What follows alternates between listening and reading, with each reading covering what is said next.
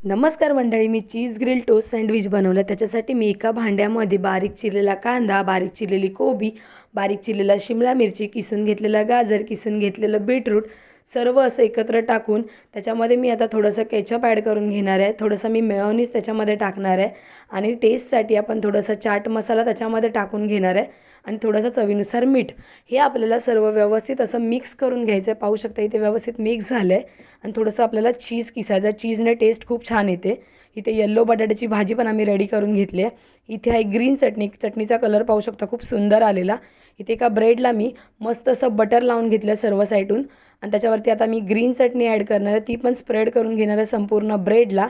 आणि आपण बटाट्याची भाजी बनवून घेतलेली ती पण मी पूर्ण ब्रेडला लावून घेतलेली आहे.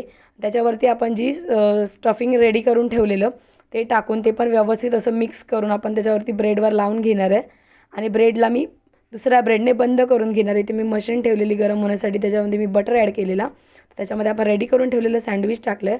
ते आता मशीन आपण बंद करून घेणार आणि सँडविच मस्त टोस्ट झालं आहे. पाहू शकता तुम्ही सँडविच मी बाहेर काढून घेतलं आहे. त्याचा कलर पाहू शकता खूप मस्त असा कलर आलेला.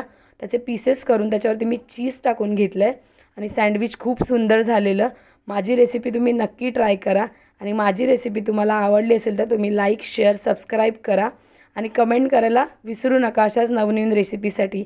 धन्यवाद.